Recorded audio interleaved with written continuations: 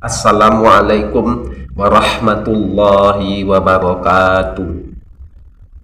Alhamdulillahi rabbil alamin. Wassalatu wassalamu ala ashrafil anbiya'i wal mursalin wa ala alihi wa sahbihi rasulillahi ajma'in.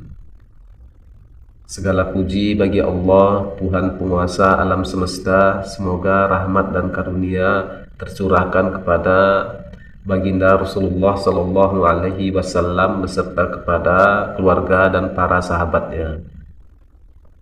Allahumma salli ala Sayyidina Muhammad wa ala ali Sayyidina Muhammad kama sallaita ala Sayyidina Ibrahim wa ala ali Sayyidina Ibrahim wa barik ala Sayyidina Muhammad wa ala ali Sayyidina Muhammad kama barakta ala Sayyidina Ibrahim wa ala ali Sayyidina Ibrahim fil alamin innaka Hamidum Majid.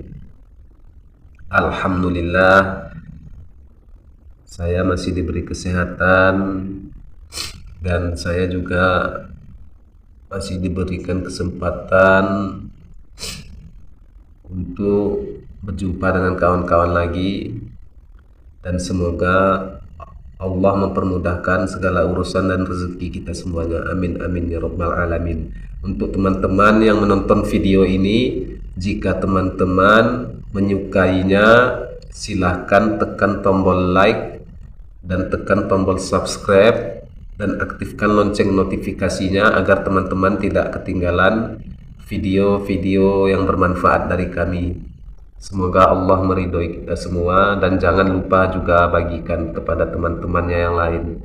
Semoga ilmu ini bermanfaat khusus untuk diri saya sendiri dan keluarga saya. Amin amin ya rabbal alamin. Orang tua yang durhaka kepada anak. Awas, hati-hati, hati-hati.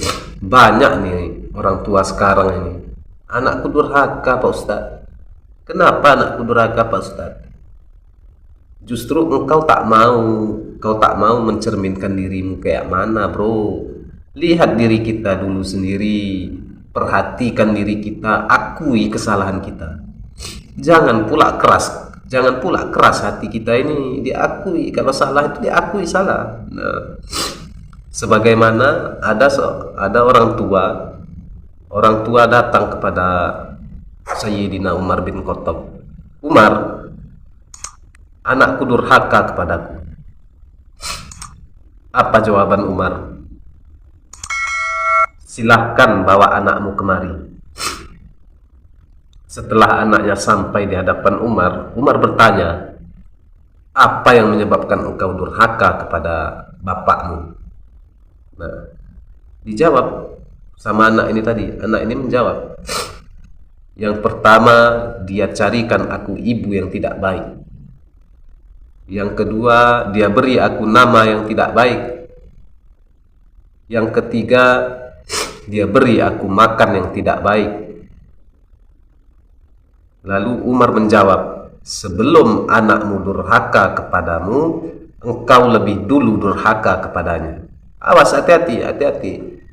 Banyak nih orang sekarang ini yang menyalah-nyalahkan anak durhaka. Justru kita sebagai orang tua yang lebih dewasa, yang lebih besar, berpikir apa yang menyebabkan anakku seperti ini.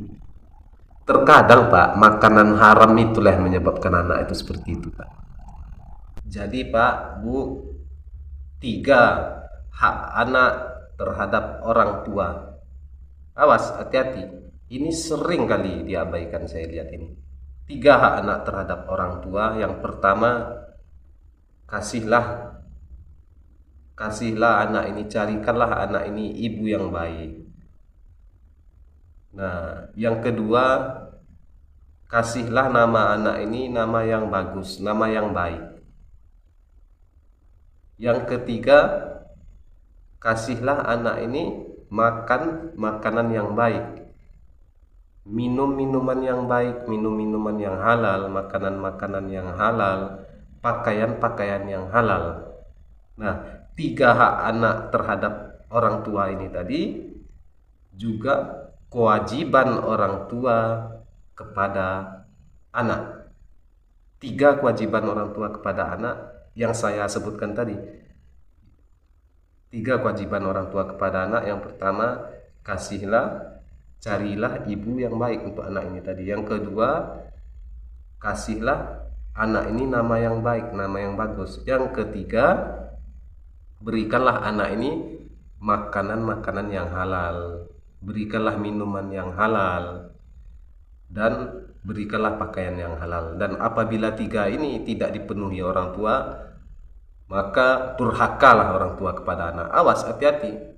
Banyak nih orang tua sekarang nih menyalahkan anak durhaka, tapi tidak mau koreksi diri. Cerminkan dulu diri kita, bro. Cerminkan dulu diri kita, bro. Jangan nyalahkan anak durhaka saja. Apabila 3 ini tidak dipenuhi orang tua, maka orang tua lah yang durhaka kepada anak. Sebelum anakmu durhaka kepadamu, maka engkaulah yang lebih dulu durhaka kepada anakmu. Contoh, memberi makanan yang haram, itu engkau sudah durhaka, itu orang tua sudah durhaka kepada anak. Awas, hati-hati, hati-hati. Memberi pakaian yang haram, membelikan anak pakaian haram, itu sudah durhaka itu orang tua pada anak. Dan memberikan anak ini minuman yang haram, itu sudah durhaka. Apalagi ngasih duit jajan sekolah haram, itu durhaka itu, Pak, Bu, hati-hati. Ibu juga termasuk durhaka kepada anak. Kenapa ibu durhaka kepada anak? Kenapa ibu kok bisa ibu durhaka kepada anak? Kan saya yang melahirkan. Macam mana itu, Ustaz? Betul, ibu yang melahirkan. Ibu sudah tahu suami ibu main domino, menang domino, dikasih ke ibu, ibu kasih pula duitnya ke anak. Itu ibu sudah durhaka kepada anak. Awas, hati-hati, Bu. Tidak hanya bapak saja yang durhaka, tidak hanya suami ibu saja durhaka kepada anaknya, ibu pun durhaka. Kenapa ibu kasih? Ibu sudah tahu duit itu duit haram, ibu kasih juga sama anaknya. Itu ibu sudah durhaka itu. Awas, hati-hati. Jadi perlu kita cerminan diri. Dan jangan juga belikan anak itu pakaian yang haram, itu sudah durhaka juga itu, Bu. Pak, sudah durhaka. Terkadang makanan haram itulah yang menyebabkan anak itu keras. Jangan kasih anak itu makan haram, Pak. Kalau dikasih anak itu makan haram, gelap otaknya, gelap pikirannya. Tak nampak dia mana tiang, mana batu. Tak nampak dia mana tiang, mana batu, disepaknya kita. Awas, hati-hati. Itu yang paling bahaya itu. Awas, hati-hati. Apa kata Nabi? Nabi bersabda, ayyulahmin, setiap daging di badan. Ayyulahmin, setiap daging di badan. Nabatamin haramin, apabila tumbuh dari barang yang haram, fannaru aulabi, neraka jahanam lah tempatnya. Awas, hati-hati, hati-hati. Banyak nih orang sekarang ini main hik domino, menang 2 juta, menang 3 juta, dikasihkan ke istri. Nanti istri dibelikan ke lauk, dibelikan ke ayam, dibelikan ke ikan. Anaknya makan ikan itu, makan ayam yang pakai duit haram tadi itu. Awas, hati-hati. Awas, hati-hati. Kadang itulah yang menyebabkan anakmu itu durhaka. Hati-hati, hati-hati ya Pak, Bu. Setiap perbuatan yang kita lakukan di dunia ini akan diminta pertanggungjawabannya di hadapan Allah. Sebagaimana firman Allah di dalam Al-Quran, surah Al-Isra ayat ke-36, akhir ayatnya, ulaika kana anhu mas'ula.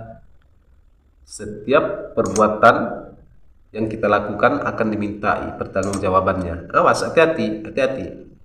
Terkadang Pak, itulah yang menyebabkan hati anak kita itu keras. Itulah yang menyebabkan otak anak kita itu tak mau lurus dia.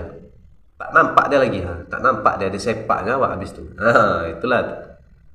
Terkadang itulah yang menyebabkan doa kita tak dikabulkan Allah. 4 penyebab doa tak dikabulkan Allah.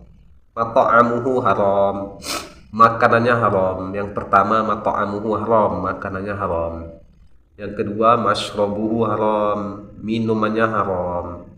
Yang ketiga, malbasuhu haram, pakaiannya haram. Yang keempat, waghudhiya bil haram, dan dia diberi makan haram dan memberi makan haram. Awas, hati-hati, hati-hati. Banyak orang sekarang nih yang terlalu merendahkan, yang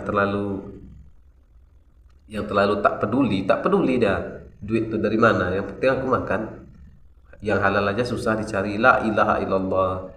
Dunia ini Pak besar diciptakan Allah, bumi ini luas diciptakan Allah, dan kita manusia diciptakan Allah dengan akal Pak.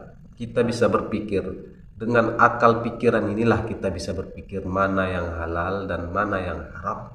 Kalau makanan haram telah mengalir di dalam darah kita, di dalam diri kita, maka makanan haram itu akan membentuk hati kita keras dan akan membentuk akal kita tak mau menerima kebenaran.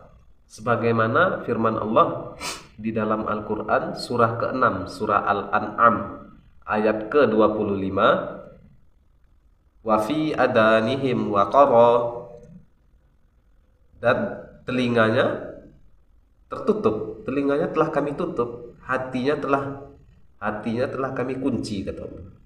Hatinya telah dikunci, telinganya telah ditutup.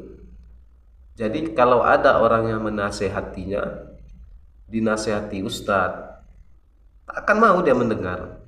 Ustadz manapun menasehatinya, mau itu Ustadz Abdul Somad, mau Ustadz Adi Hidayat, mau itu Habib Umar, akan tertutup karena makanan haram itu tadilah itu Pak. Bahkan orang tuanya sendiri pun menasihati, tak mau didengarnya. Makanan haram itu tadilah, duit haram itu tadilah yang menyebabkan hati anak kita keras. Bahkan hati kita pun jadi keras jadinya Pak. Awas, hati-hati. Nah nanti kalau saya kerja halal Pak Ustadz, gaji saya kecil kerja halal tuh Pak Ustadz. Gaji cuma 1 juta, cuma 1.500.000. Anak saya berempat, anak saya berlima. Manalah cukup 1 juta itu berlima Pak Ustadz.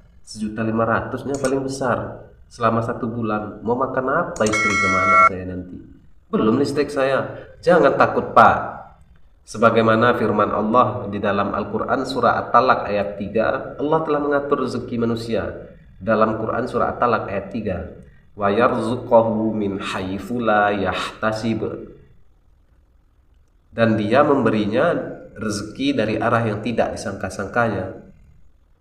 Wa mayya, jadi apa kuncinya agar Allah memberi rezeki dari arah yang tidak disangka-sangka? Kuncinya, lanjutkan ayatnya, wa may yatawakkal 'alallah, dan barang siapa yang bertawakal kepada Allah, ini kuncinya, barang siapa yang bertawakal kepada Allah, 'alallahi fahuwa hasbuh, maka Allah akan mencukupkan keperluannya. Nah, awas, hati-hati. Jadi jangan takut Pak, 1.500.000 pun gaji Bapak. Dan Allah sudah berjanji di dalam Quran surah At-Talaq yang saya baca barusan ini. Jadi Bapak jangan takut. Tidak hanya itu saja Pak, Allah juga berjanji di dalam Al-Quran surah Al-Isra ayat ke-30, inna rabbaka yabsutur rizqa liman yasha'u wa yaqdir, sesungguhnya Allah melapangkan rezeki bagi siapa yang dia kehendaki dan membatasi bagi siapa yang dia kehendaki. Innahu kana bi ibadihi khadiran basira, sungguh dia maha melihat hamba-hambanya. Jadi Allah itu melapangkan rezeki bagi siapa yang dia kehendaki dan membatasi rezeki bagi siapa yang dia kehendaki. Jadi jangan takut kita Pak, Allah telah mengatur rezeki. Selagi itu rezeki kita tidak akan pernah ketukar Pak, tidak akan pernah ketukar. Dan sekeras apapun kita bekerja dalam 1 hari itu, kalau Allah telah menentukan rezeki kita 50.000, kita bekerja sampai 20 jam karena lembur, ya 50.000 itulah yang kita dapatkan, sudah ditentukan Allah. Jadi jangan dikejar Pak.